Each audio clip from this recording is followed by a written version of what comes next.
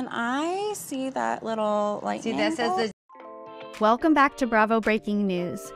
So you guys are in for a treat because we are breaking down this week's episode of Vanderpump Rules, and boy, did it deliver. Yeah, just when I thought it can't get any more shocking, we get an episode like this that absolutely blows my mind. We get that talk with Tom and Ariana, the talk with Ariana and Raquel, so cringe, and the purchase of the very controversial lightning necklace. There is so much to discuss. I've got my eyeliner on. I've got my hoop earrings on. I am ready to get into it and mention it all. But first, make sure you are subscribed so you don't miss any Bravo breaking news. Okay, so first, let's get into the lightning bolt necklace acquisition. So Raquel and Charlie are shopping at this boutique. You know, of course, they're talking about what went down the night before and everything.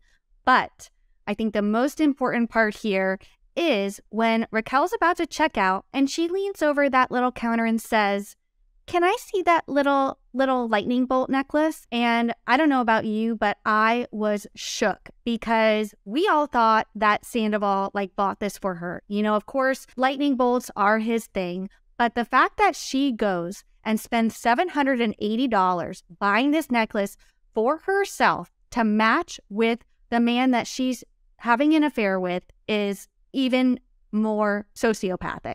It's insane. So I want to ask you, obviously we assumed that Sandoval bought this for her. Does it make it better or worse that she bought it for herself? I almost think it's worse. It was like the unexpected because I don't know, if Tom Sandoval bought it for her, that would be such a stupid move. I mean, he is the lightning bolt king. I mean, they're all over his outfits. He has the necklace. You pointed out that he even has an earring in the finale trailer.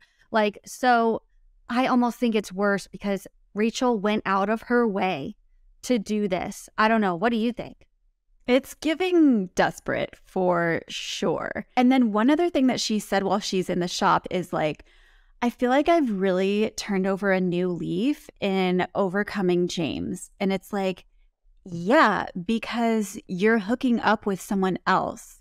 You know, there's no better way to get over someone than to get under someone else. And that's exactly what she's doing. And so now she feels oh, I'm over James. Eye roll. Her confessionals continue to be the most cringeworthy television maybe I've ever seen. So we jump over to Schwartz and Sandy's, and once again, they're talking about why they can't open, blah, blah, blah. Who cares? Sandoval is talking about him and Ariana again, and he's, saying that his very presence annoys her. Schwartz is agreeing with him, saying it speaks to a bigger issue. And then Schwartz starts going into this, you never know what goes on behind closed doors. Sandoval starts saying, how he does, he's trying to imply that he does more in the relationship than Ariana does. And, in terms of just taking care of the house and everything, there's pens in the drawer and batteries in the drawer and toilet paper because he goes out and buys that. And it's are you really, that's your complaint, is that she doesn't buy batteries? And that's why you don't feel connected and don't feel like you have a good relationship? What the fuck? Of all the reasons, of all the excuses. In what world do keeping the batteries and pens stocked in your home is a, sign of a healthy relationship? Never. I don't know. Is he going to cite that? If they were married, would he cite that in their divorce papers? Come on, Tom. If that's his way of making us feel sorry for him, that he, manages the house and stuff. I think, didn't he say in some interview that he has an assistant doing that or something at some point? I remember, so I don't know. Toilet paper, a roll of toilet paper, a battery, a pen does not a happy relationship make, or a bad relationship. So Tom, just shut your mouth. Yeah, it was pretty wild, but I do know that this morning when we woke up, Andrew made sure to thank me for keeping the batteries stocked. I mean, you're the true hero. I am the backbone of this household. What can I say? So we do pop into Tom and Ariana's house, and they have yet another kind of cringe conversation about the status of their relationship. You know, he keeps saying this line, "My very presence annoys you." And every time she's like, "No, Tom, it's not that." She's like explaining to him how she really feels. She wants to hang out with him. She wants to be him more. You know, it's obvious that quality time is her love language, and that's all she's asking of him. Yeah, and he's just not getting it because he doesn't want to get it. You know, he's just trying to come up with excuses. He's saying, we didn't even take a picture at Sheena's wedding. Again, it's like, so what? Like, that is not the marker of a good relationship, Tom. He's like, I just want us to be better. I want us to be more intimate. You know, he reveals that they're only having sex 4 times a year, which she does not dispute. And that, I will say, that is kind of shocking. But, you know, Ariana is basically like, I can't have sex with someone who feels like a stranger, with someone who's not around, with someone who I don't spend, you know, quality time with. And, you know, that, of course, I understood. And I just feel like this whole conversation, Tom was like trying to point out their problems, their issues, almost in hopes that Ariana would be like, you know what? I think you're right. Like, maybe this isn't working anymore. I feel like the reason he keeps bringing this to her is because he wants her to come to the conclusion that they should break up so that he doesn't look like the bad guy. I don't know. That's my theory. What's your take on it? I agree with you 100%. And I think Raquel had the exact same motivation for her conversation with Ariana later in the episode, which we'll get to in a few minutes. But yes, they are totally trying to break this relationship apart. It is clear. One moment that I loved, though, when Tom was like, you know, they're talking about what they think is quality time. And the things he lists, once again, doing mushrooms, skinny dipping, and wait for it, hang gliding? Are you fucking for real, Tom Sandoval? He is like a caricature of a human being. Like, he is like a cartoon character at this point. Yeah, I mean, all Ariana wants to do is like make dinners together and go for walks. And he's like, well, you know, I'm not feeling connected because we're not hang gliding together. Like, again, psychopath. So the whole episode kind of leads up to this event at Something About Her. We get to see a little bit of the space, and Ariana and Katie do a little tasting, which is so cute. I love it. Lisa shows up, you know, being the supportive, you know, queen that she is. And then they kind of move the party to SUR, and we get a lot happening at SUR. Oh my God. I don't think this much has gone down in SUR. At SUR since like 2015. There's a lot. So let's try to take it one piece at a time. I do want to touch on Tom Sandoval's confessional where he said, you know, these issues are not just my fault. Like, they're not just Ariana's fault. They're my fault too. And as you know, we were talking, you kind of pointed out, like, that's not what you said on Howie Mandel. So he's contradicting himself and just, you know, proving to be the liar that he is. I thought that was crazy because his whole interview was blaming her. There was not once where he took accountability. And now he's finally like taking accountability in this confessional when months later he's just going to blame it all on her. It just doesn't happen. Yeah, no, it definitely doesn't. So we do see Terry Maloney, all-star Terry Maloney, you know, have a moment with Schwartz. It seems like she had been wanting to chat with him. And she basically tells him, like, look, you really hurt Katie by kissing Raquel in Mexico. And, you know, by doing that, you hurt me. And you blew it, basically. You blew your chance for an amicable, you know, resolution to your marriage and an ongoing friendship. And, you know, of course, Schwartz is like, I wasn't even really thinking about it. And it's like, yeah, because they show the flashback and he's talking about how Raquel's the forbidden fruit and, like, you know, Katie doesn't want them to happen. So he wants it to happen even more to spite Katie. And it's like, bullshit, you weren't thinking about it. And how dare you lie to Terry Maloney like that? I know. Terry is a queen for standing up for Katie. You know, it's obvious that she cares about Schwartz and was deeply, authentically hurt by what he did, as was Katie. So thank you, Terry, for coming and just telling it like it is. We then move to probably what is the most cringe scene of this episode, maybe of the entire season. We need to dissect this because Ariana and Raquel go out to the garden bar. This is the scene that Lala teased on Watch What Happens Live, saying that during the finale, which this was supposed to be the finale until the Scandival tapes, emerged. So this conversation that they have was probably, one of the worst of the season. So they're at the garden bar and they're talking about what else, Ariana and Tom's relationship. And Raquel is actually the one that brings this up just out of nowhere. I mean, I'm sure Ariana has shared with her that they're having issues, but she just straight up asks, how are you and Sandoval? Oh my God, it was so just unnatural. And like looking back, I'm sure Ariana is just watching this like, what a fucking nut job. Like, who can just stand face to face with their friend and ask about her relationship when you're sleeping with her boyfriend? Like, that is another level of honestly evil. Like, that it takes a special kind of fucked up person to be able to do that.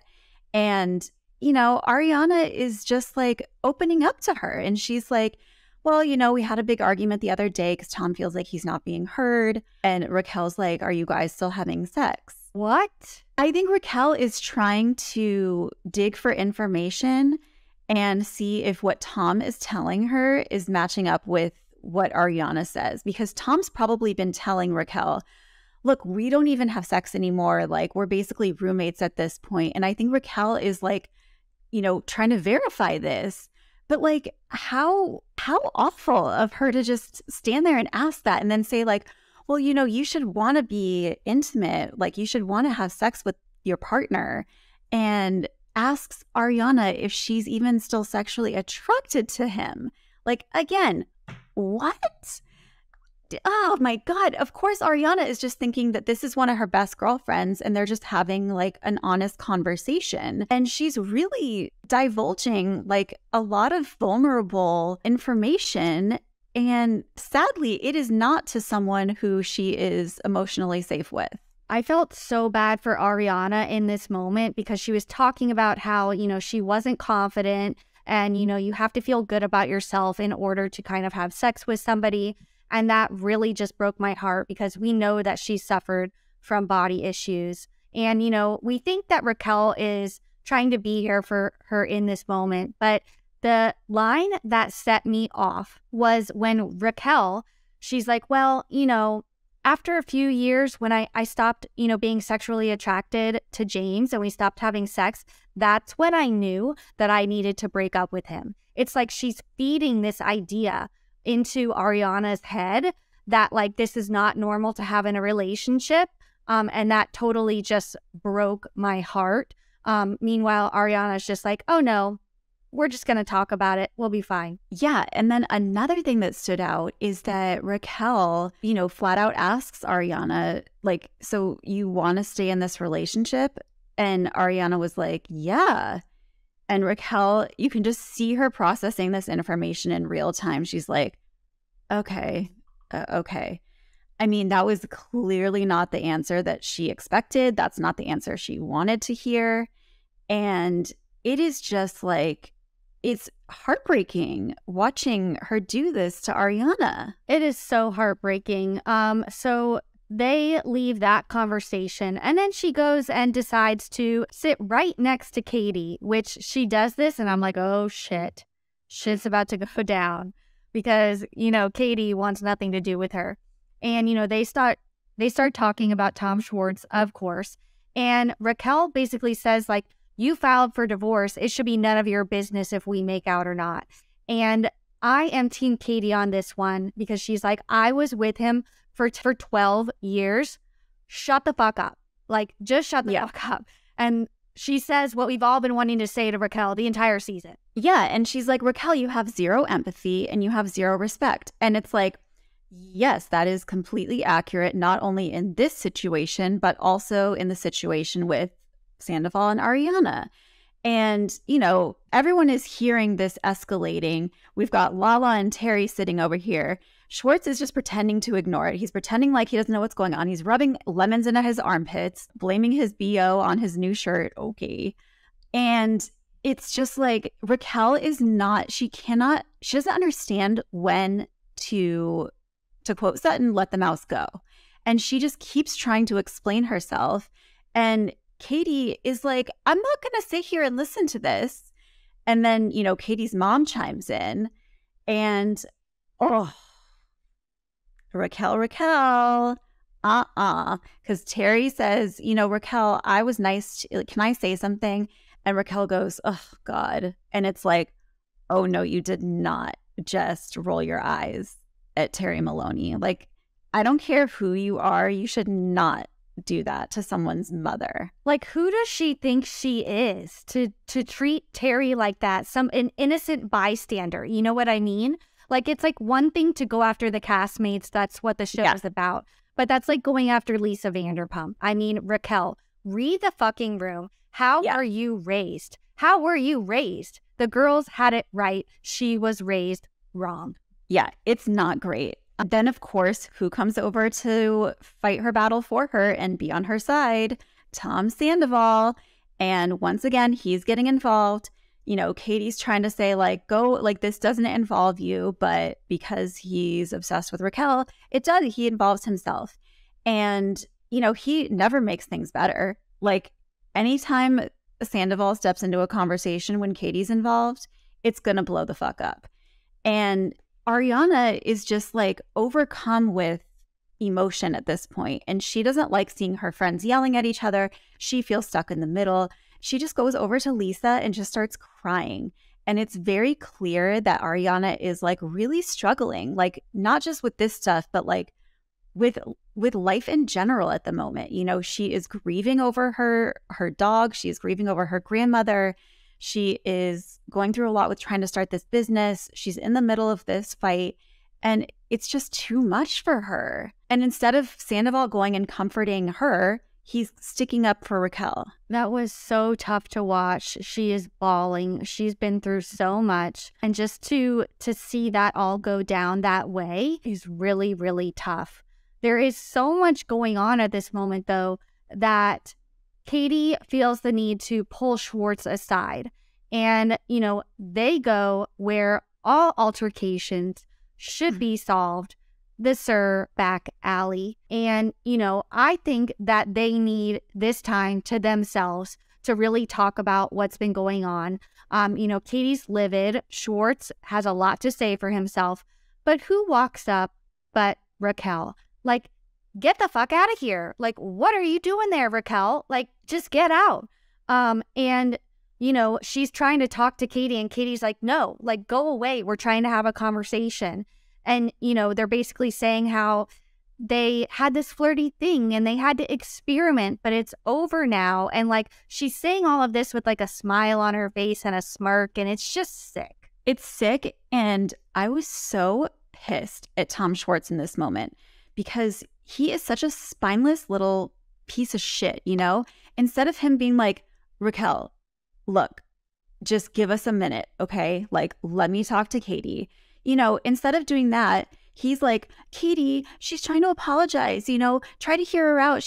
It's being genuine. It's coming from a good place. And it's like, Tom, you are literally incapable of taking your wife's side, your ex-wife's side any single time, like in any situation. He just cannot do it. It's tough.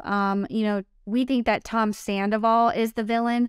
Tom Schwartz isn't much better. I mean, I don't know. It's different, but the way he treats Katie, before, during, and after their marriage is intolerable. So they finally go back inside, and of course we get the, what would be the finale speech by none other than Lisa Vanderpump. And, she's basically saying that, you guys are going to learn how to deal with what life throws at you. And they're showing the crowd.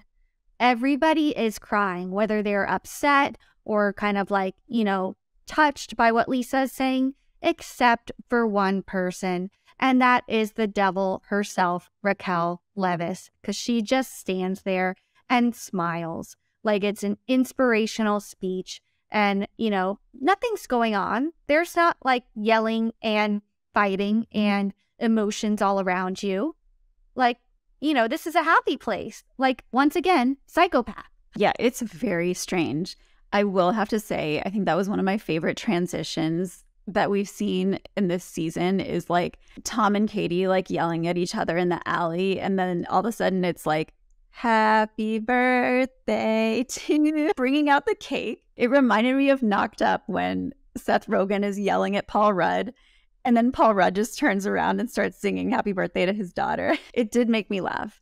But yeah, this was a super emotional like ending. And even Lisa was almost in tears, you know, trying to say like, we've all gone through things together. Like, it's going to get better as you age. You'll learn how to deal with this stuff. And I don't know if Raquel's hearing the same speech or not, or if she's like feeling the energy in the room, but like something's off. Something is off. And, you know, little do they know what's to come.